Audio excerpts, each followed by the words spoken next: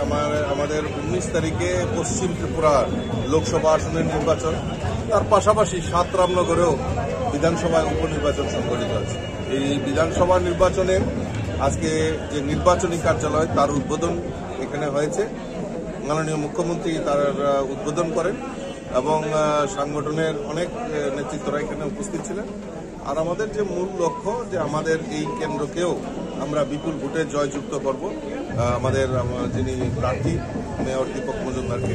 তো সেই লক্ষ্যে যারা সংগঠনের সঙ্গে জড়িত, বুথ প্রেসিডেন্ট, পৃষ্ঠাপ্রমুখ এবং যারা যারা জড়িত আছে 7 রামনগরে, তাদের সঙ্গে বার্তালাপ করা হয় এবং সেখানে মূল লক্ষ্য যেটা যে আমাদের বিরোধীদের জামানত বাজেয়াপ্ত করে আমাদের মেয়র সাহেব দীপক মজুমদারকে বিপুল ভোটে জয়যুক্ত। স্যার, আপনি নির্বাচন উপলক্ষে পুরো রাজ্য চষে বেড়াচ্ছে, তো বিজেপির হাওয়াটা কি মনে হচ্ছে?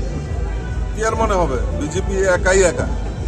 কারণ বিরোধীদের শুনুন, আজকে যারা এই কংগ্রেস সিপিএম থেকে 2টি আসনে দাঁড়িয়েছে, বিশেষ করে পশ্চিম আসনে কংগ্রেসের প্রার্থী, ওনার রাজনৈতিক ভবিষ্যতের গ্যারান্টি কে নেবে? মানুষ তো নেবে না।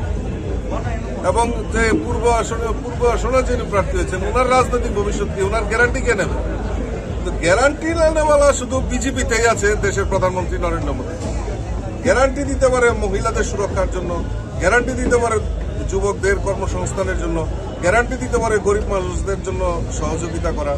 তো গ্যারান্টি আমাদের কাছে রয়েছে, তো গ্যারান্টি তাদের কাছে নেই। তাদের নিজেদের গ্যারান্টি নেই, রাজনৈতিক অস্তিত্ব তাদের কাছে নেই।